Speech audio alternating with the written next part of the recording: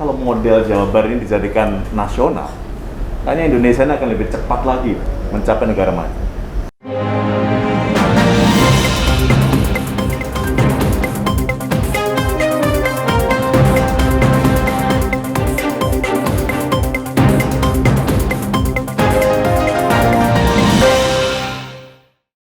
Assalamualaikum warahmatullahi wabarakatuh. Selamat sore Sobat Kompetensi di seluruh Indonesia yang saya banggakan.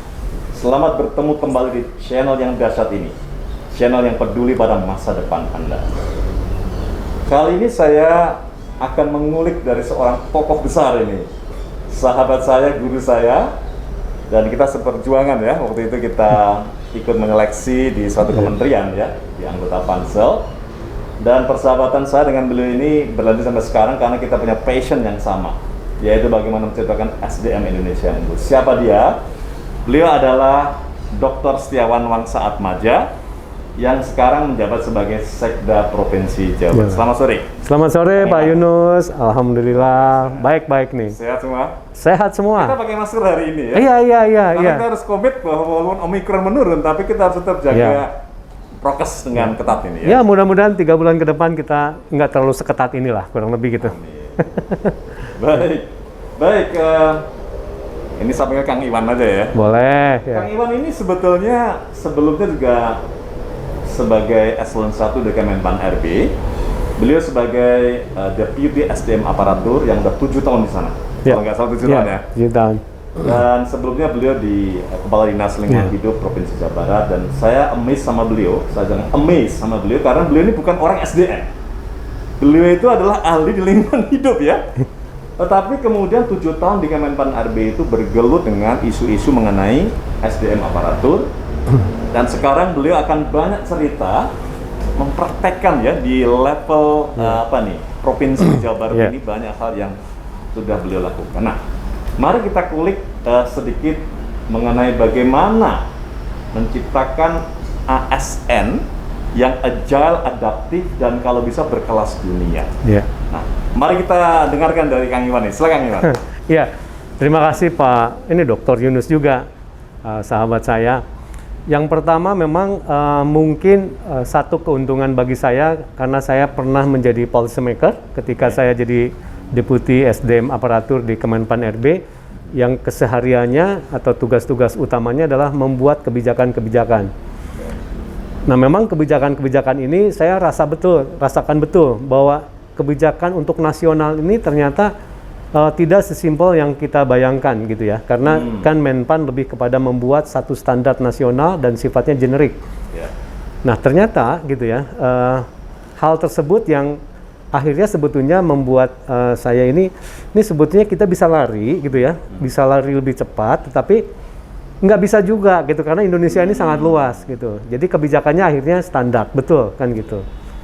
Nah, oleh karena itu ketika saya kembali lagi ke Provinsi Jawa Barat di tahun 2020 dan ketika saya datang COVID mulai juga di Jawa Barat, ini adalah bagi saya momentum yang sangat bagus. Wow.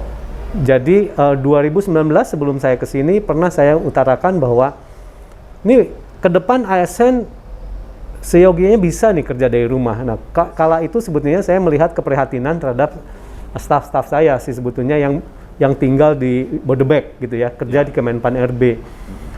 Dan mereka span of time-nya itu kurang lebih 4 jam barangkali di jalan. So, coba kita bayangkan 4 jam mereka hanya buang waktu di jalan. Oleh karena itu saya berpikir, karena mayoritas di Kemenpan RB saat itu adalah analis kebijakan, jadi saya rasa ketika kita bicara analis kebijakan, produk-produknya itu bisa dikerjakan di mana saja. Gitu ya. Jadi pada saat itu saya sudah mengeluarkan wacana, kelihatannya kita bisa nih untuk beberapa jenis jabatan kita bisa bekerja dari mana saja gitu ya. Nah, kalau dari rumah mungkin enggak, waktu itu enggak sevulgar itu, tetapi dari mana saja. Ya. Makanya dinamakan sebagai flexible work arrangement. Flexible work arrangement. Ya. Nah, kembali setelah itu kemudian saya pindah ke Jawa Barat lagi. Nah, kemudian COVID tiba. Jadi saya dilantik di Februari, COVID juga di Februari akhir, kalau tidak salah seperti itu. Awal Maret waktu itu ya? Ya, awal Maret. Bukan 2 pasien itu ya? Ya, yang di Depok, di Jawa Barat kan di situ. Nah, ketika itu memang di awal-awal kita tidak ekspektasi kita memang tidak saya pikir ini berhentilah nggak lama lagi kan gitu. COVID-19. Tetapi kan makin luas kan gitu ya, makin banyak dan lain sebagainya.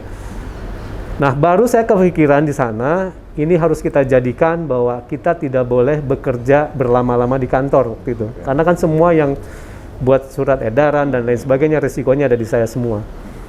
Nah, oleh karena itu kami memberanikan bahwa sudah kita bisa bekerja di rumah dengan ala kadarnya lah gitu ya. Karena kan kita nggak siap, itu kan terdisrupsi betul.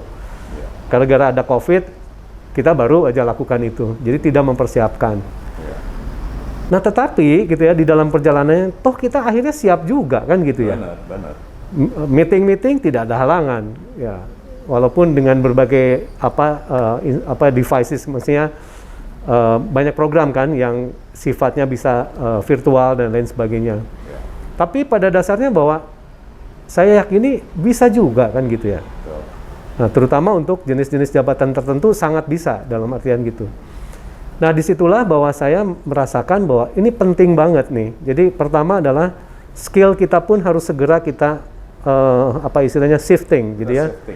Jadi mau tidak mau bahwa yang dulunya senang-senang manual enggak lagi, kan gitu ya. Ini dengan mohon maaf, mau tidak mau adalah kita harus ngikutin beradaptasi dengan kondisi. Nah, kemudian juga kita perlengkapi juga dengan peralatan yang sangat memadai, kurang lebih seperti itu. Nah, konsep ini kita lakukan gitu ya, sesegera mungkin di semester pertama di tahun 2020 kala itu. Kemudian lalu bagaimana ya dengan urusan masalah, kan saat itu kita Jawa Barat bercita-cita untuk bisa melaksanakan merit system dengan baik. Merit system? Iya, betul. Dan itu ada 9 tahapan, 9 penilaian. Nah, diantaranya adalah bahwa kita juga harus memetakan. Jadi peta yang barangkali yang kita kenal sebagai 9 boxes atau 9 kotak manajemen talenta gitu ya, untuk memetakan potensi dan juga kinerja seluruh ASN. Nah, di dalam memetakan itu kan kita perlu adanya bagaimana kita mengukur kompetensi kita, bagaimana mengukur talenta-talenta kita kan gitu ya, selain dari kinerja kan gitu. Nah, di situ akhirnya terciptalah ada namanya pengukuran potensi melalui online. Oh, jadi itu mendukung program untuk mengkonversi menjadi tadi ya, bekerja remote tadi ya? Betul. Jadi supaya kita tahu persis talenta-talenta yang ada potensi gitu ya, dari talenta-talenta dari Jawa Barat ini seperti apa. Dan itu kita petakan. Jadi sampai dengan, alhamdulillah sampai dengan saat ini sudah 10 ribuan. Oh. Karena istilahnya, ini memang kita nggak lakukan semua karena sisanya 14.000 adalah guru, Pak. Oke. Gitu ya. Jadi guru. Jadi yang kita utamakan adalah pejabat-pejabat struktural, fungsional, non guru dan sampai dengan kepelaksana. Dan kita sudah berhasil 10 ribuan. Nah, kemudian di situ kita dapatkan gitu ya, bagaimana potensi-potensi dari ASN Jawa Barat. Plus kinerja. Kinerja pun kita lakukan melalui digital semuanya. Dan kita selalu mengukur dan kita cek. Dan kita update setiap bulannya. Nah, jadilah 2 sumbu. Satu potensi, satu lagi adalah kinerja. Oke, di pos sampai di situ dulu Kang Iwan. Sobat kompetensi yang saya banggakan, barusan kita mendengarkan dari seorang Setiawan Wangsa Atmaja atau akrabnya dipanggil Kang Iwan ini, ada 2 hal penting tadi yang disampaikan. Yang pertama adalah sudah menggagas nih. Kelihatannya kita harus masuk ke dalam era remote working tadi ya. Iya, betul. Atau flexible working arrangement ya. Dan setelah beliau pindah di Jabar ini, itu keinginan itu semakin menggebu-gebu karena ternyata memang dengan COVID ini diakselerasi COVID. Diakselerasi dengan COVID dan tadi adalah assessment potensial tadi. Di ASN tadi dilakukan secara online dan juga kinerjanya. Dan pasti di balik itu nanti kita kulik lagi. Pasti ada proses transformasi di ASN Jabar ini, sistem, infrastruktur dan sebagainya, yang pasti sudah dilakukan dengan sangat baik sehingga itu bisa dijalankan. Nah, kita lihat di sini bahwa sebetulnya hybrid working model. Kalau kami di private sector itu namanya hybrid working model. Kalau tadi ada flexible working arrangement tadi ya. ternyata tidak hanya di private sector ya. Saya barusan ini dapat insight dari Kang Iwan bahwa ternyata di ASN ternyata bisa. Yang mungkin dulu kita membayangkannya mana mungkin gitu kan, dan ternyata bisa terjadi. Nah, yang kedua tadi disinggung adalah mengenai manajemen talenta. Jadi saya belum tanya sudah diungkapkan dulu dengan sangat baik. Di Jawa Barat ini sudah dilakukan manajemen talenta di 9 box differentiation tools tadi yang di private sector juga sudah dilakukan dan di sini lebih dahsyat lagi dilakukan. Dan mari kita kulik berikutnya. Ini Kang Iwan yang kita tanya ini. Infrastruktur dan mindset yang seperti apa yang Kang Iwan rubah di ASN Jabar ini sehingga mereka lebih ready memasuki tadi flexible work arrangement tadi. Ya. Jadi yang pertama memang kita harus membangun dari infrastrukturnya gitu ya. Dan kebetulan di Bandung juga banyak resource Pak, gitu ya. Kita juga bisa meng-hire anak-anak muda yang expert untuk membangun gitu ya, menjagakan infrastruktur kita semuanya. Kemudian aplikasi gitu ya, aplikasi paling tidak ada 3 yang utama Pak di dalam mendukung manajemen talenta ini. Pertama terkait dengan absensi misalnya, dan itu sudah di dalam mobile absensi, mobile jadi kita mau ngabsen dari mana saja itu bisa memungkinkan. Jadi kalau umpamanya kita dikasih tugas, tidak harus ke kantor dulu untuk absen, tetapi tinggal dilihat ada surat tugas apa tidak, kemudian kita tinggal deal aja di sana bahwa kami bisa langsung key in di gadgetnya itu ya. Dan di gadget, dan ini semua dalam bentuk gadget. Kemudian yang berikutnya adalah TRK Pak. Jadi TRK ini adalah tunjangan remunerasi ya, untuk remunerasi kinerja, penilaian remunerasi kinerja. Ya. TRK. Ya. Dan ini adalah untuk melihat sejauh mana seseorang terkait dengan penilaian kinerjanya. Dan ini dilakukan 360 derajat ya. Jadi oleh atasan, kemudian kiri kanan, koleganya dan juga bawahan. Dan di situ ada komentar-komentar. Dan itu secara online ya? Online semuanya. Itu online semuanya. Nah, dari sini kita akan ketahuan persis seseorang mencapai kinerjanya apa tidak, gitu ya. Termasuk komentar-komentar yang disampaikan oleh koleganya ataupun atasannya. Nah, yang ketiga adalah SIM Jawara. Jadi sistem informasi. SIM Jawara. Ya, sistem informasi manajemen talenta Jabar Juara. Keren. Nah, ini juga sangat seru. Kamu saya ini harus dilakukan secara nasional. SIM Jawara untuk mencetak para Jawara gitu ya? Betul, Jabar Juara. Jabar Juara. Iya. Nah, ini betul-betul adalah yang tadi 9 boxes itu kita mainkan di sini. Nah, tetapi tidak sekedar bahwa setelah kita petakan, ini orang masuk kemana, di box mana dan lain sebagainya, tidak hanya itu. Tapi paling tidak saya kasih gambaran. SDM atau ASN Jawa Barat ini bukan berarti masuk box 9 semua, tidak. Itu paling maksimum hanya 20% kalau kita petakan. 20%, ya, untuk di box 9. Lalu di box 1 ada nggak? Ada juga. Di mana-mana saya rasa juga ada.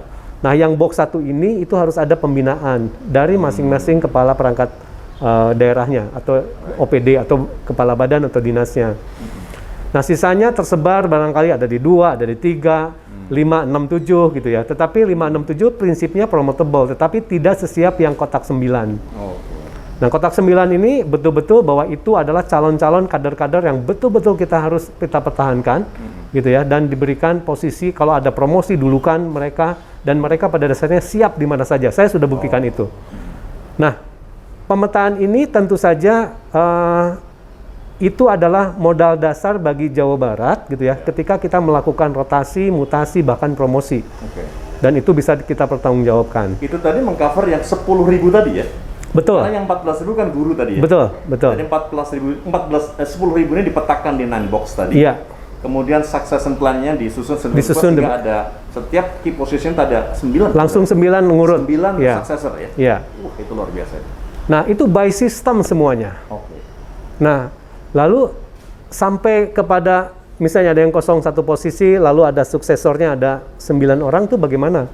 Nah, ini yang seru untuk mengisinya sebetulnya. Jadi kita ada kayak semacam dashboard gitu ya, profil setiap orang. Jadi misalnya orang ini masuk di box berapa, lalu dia berapa kali. Nah, ini juga seru nih. Jadi kalau umpamanya penilaian kinerja Jawa Barat ini ada kekhususan, kekhasan. Jadi kalau hanya mencapai kinerja saja yang masuk di dalam TRK tadi, di aplikasi TRK, ya ini udah bergabung semuanya sebetulnya si aplikasi ini. Itu hanya 100% saja. Tetapi penilaian kita adalah sampai 120%. Nah, yang 20% lagi adalah karena prestasi dia yang menonjol. Nah, oleh karena itu setiap bulan kita selalu ada awarding untuk Employee of the Month. Jadi untuk menutup yang 20% 20% tadi, dan itu berlomba semuanya, dan setiap bulan itu dilombakan terus.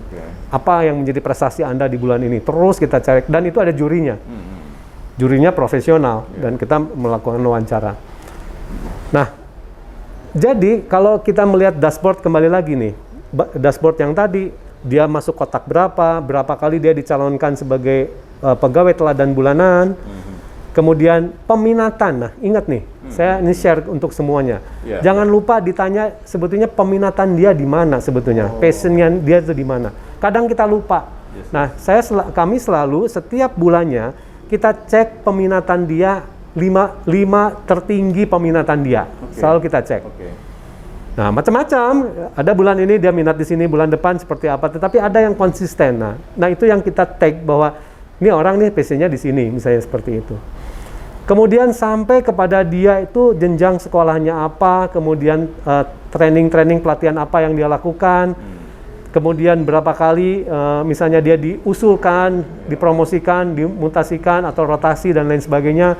Kemudian pengalaman dia sekolah di luar negeri ada tidak ada, karena ada beberapa posisi itu lebih baik misalnya lebih baik memang punya pengalaman itu. Termasuk pemetaan dari talentanya dia tuh kekuatan di mana, misalnya dalam berpikir atau dalam eksekusi atau macam-macam lah, critical thinking atau yang model-model seperti itu semua terpetakan dengan baik. Jadi saya sebagai ketua tim penilai kinerja atau dulu Baper Jakat itu sangat terbantu sekali. Jadi misalnya gitu ya, saya ingin mengisi kekosongan yang 9 ini, yang sudah ada calon ini, kemudian saya ada kriteria khusus dari saya. Posisi ini coba saya inginnya dia ini menguasai bahasa tertentu yang baik. Kita search di situ, siapa yang bisa bahasa Jepang, siapa yang bisa Inggris, bisa keluar nama-nama ya. Di antara 9 itu kan gitu. Nah, jadi kan pertimbangannya gampang sekali. Kan kebayang kalau itu dilakukan secara nasional, saya rasa mudah sekali. Kalau Bapak Presiden mencari orang misalnya gitu ya, yang kriterianya ini, itu langsung kita search semuanya dan kita dapat. Nah, seperti itu. Baik Kang Iwan, wah ini saya bertanya satu, jawabannya banyak sekali dan kita hikmatnya sangat dalam dan banyak banget ini. Nah, tapi sebelum Kang Iwan saya minta untuk memberikan tips kepada rekan-rekan kita di seluruh Indonesia nih, semua provinsi, di semua Pemkab, di semua Pemkot, gimana cara menjalankan manajemen talenta yang dahsyat tadi. Saya ingin mengulik tadi bahwa very clear tadi ya, Pak Sekda Jabar ini menerapkan 9 box differentiation tools. Itu yang kami lakukan di private sector. Dan itu udah jelas tuh. Tadi yang kotak 9 sama kotak 1 tuh treatmentnya beda. Ada 20% di kotak 9, ada sukses karena 9 tuh luar biasa. Ada kemudian yang 20% yang diperlombakan istilah tadi ya, supaya kompetitif kan di antara para ASN itu. Dan juga tadi saya dengar mengenai ada 3 otomasi tadi ya, absensi, kemudian TRK. Ya, itu untuk kinerja dan remunerasi. Dan yang SIM Jawara, Jawara, manajemen talenta ya. Ini luar biasa. Ini kalau model Jawa Barat ini dijadikan nasional, kayaknya Indonesia ini akan lebih cepat lagi mencapai negara maju. Karena kita sudah jelas ini, semua talent-talentnya udah jelas, tim mapping ya kan? Semua potensial talent ada di ujung-ujungnya di cross antara potensial dan kinerja. Kemudian development plan-nya disediakan. Termasuk tadi saya sangat terkesan tadi ada semacam apa keinginan dari ASN. Itu kalau di private sector namanya own wish. Own wish atau career aspiration. Dan itu di capture terus-menerus secara mendalam secara reguler ya. Sehingga pengembangan development plan-nya itu bagi seorang ASN itu align dengan apa yang dia inginkan atau aspirasinya dia. Nah, sekarang pertanyaan saya terakhir nih Kang Iwan. Ini kan teman-teman dari provinsi dari Aceh sampai Papua lagi nonton ini nih, channel YouTube ini. Bisa nggak diberikan 3 tips? Kalau tadi kan instrumennya tuh, bagaimana caranya Kang Iwan bisa punya passion yang kuat seperti ini tuh 3 tipsnya opo? Baik dari segi soft skill maupun dari segi infrastruktur yang sudah harus disediakan. Ini kalau provinsi A, provinsi B, pemerintah kota A, kabupaten B ingin meniru seperti ini dan supaya mereka punya talent yang siap? Seperti apa? Ya, pertama komitmen. Komitmen. Jadi komitmen ini juga tidak hanya dari seorang sekda, tetapi gubernur, wakil gubernur pun harus sama. Wow. Nah, tugas seorang sekda adalah bagaimana meyakinkan itu, bahwa sistem yang kita bangun bisa berjalan dan sangat baiklah, kurang lebih seperti itu. Dan kebetulan pada saat itu Provinsi Jawa Barat kan sedang dinilai terkait dengan merit sistemnya oleh KASN, dan kita nilai tertinggi di nasional. Wow. Dan itu tahun 2020 ya, itu 2020. Okay. Nah, itulah yang kita sajikan kepada gubernur dan wakil gubernur, bahwa apa yang kita upayakan ini di nasional ini direspek dengan baik gitu ya, diapresiasi dengan baik. Itu satu. Yang kedua, niat. Jadi niat ya, terpenting juga. Iya, saya ini atau kita ini barangkali misalnya kan pasti suatu saat juga selesai jadi ASN kan gitu ya. Misalnya the first career kita akan selesai dan kita akan masuk ke second career yang nggak tahu nanti di mana. Kan kita harus ada legacy dong. Legasinya adalah yang paling mantap adalah terkait dengan SDM. Kalau kita bisa menempatkan SDM dengan baik, kalau kita bisa fairness kita jaga gitu ya, pastinya kita ini akan maju. Kan tujuan kita adalah, apalagi komitmen gubernur dan wakil gubernur bahwa Jabar juara itu sudah jadi tagline-nya kita. Nah, lalu kontribusi kita ini seperti apa untuk mewujudkan Jabar juara? Penempatan orang yang benar dan ada kesinambungan sistem. Itu yang harus benar-benar yang ada tuh sistem yang secara dia harus reliable secara keberlangsungannya. Tidak bisa hanya spot by spot. Yaitu tadi yang digital tadi. Dan yang ketiga, segera untuk mencari kader untuk mengawal ini semua. Segera mencari kader untuk mengawal ini semua. Iya, karena kan misalnya yang seniornya sudah selesai, pensiun dan lain sebagainya, artinya harus ada kader penerus. Kalau tidak berhenti nanti. Pantesan di sekitar kita ini anak-anak muda semua. Anak muda semua di sini. Karena itulah yang nantinya akan mengawal selanjutnya.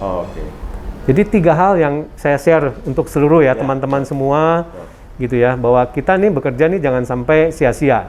Kalau saya selalu bekerja di mana saja harus ada legasinya. Jadi ada rekaman yang baik gitu ya untuk kita dan untuk semuanya nantinya. Itu saja barangkali. Baik Kang Iwan. Ini kalau boleh saya ulang karena ini sangat penting ya. Jadi 3 hal utama untuk menjadikan bagaimana kita berhasil membangun tadi sistem manajemen talenta, sistem pengembangan SDM yang digital tadi. Satu itu adalah komitmen. Dan itu juga termasuk dari atasan kita kan, sebagai harus dari gubernur, gubernur. Atau kalau di Pemkan mungkin bupati, wali kota, wali kota, wakil wali kota. Itu satu. Yang kedua adalah tadi niat. Niatnya harus kuat dari kita untuk meninggalkan legacy tadi ya. Karena ultimate goal kita berkarir kan ya, harus meninggalkan legacy yang bisa kemudian jadi cerita baik dan bisa menjadi reference buat generasi penerus kita. Dan yang ketiga tadi kader untuk kesinambungan. Baik, sobat kompetensi di seluruh Indonesia, kita nggak cukup ya waktunya untuk mengulik dari Kang Iwan ini. Ini waktunya kita mesti bikin seri yang berikutnya. Dan untuk membuktikan bahwa di Provinsi Jabar, terutama di Sekda ini, semua sudah paperless, semua sudah tidak ada lagi kertas, digital. Nanti silakan di syuting ini mejanya Pak Sekda ini. Ini meja saya, syuting. Silakan di syuting, nggak ada kertas ini kan. Kemudian meja di sana juga nggak ada kertas. Nggak ada kertas, yang ada tumbler. Yang ada tumbler. Nanti kita diajarkan untuk minum dengan tumbler ya, bukan dengan botol. Baik sobat kompetensi di seluruh Indonesia, terima kasih sudah menonton channel ini. Sampai ketemu di sesi-sesi saya berikutnya. Apabila Anda sudah memilih profesi, pastikan Anda kompeten di bidang Anda. Assalamualaikum warahmatullahi wabarakatuh. Salam kompeten. Salam kompeten.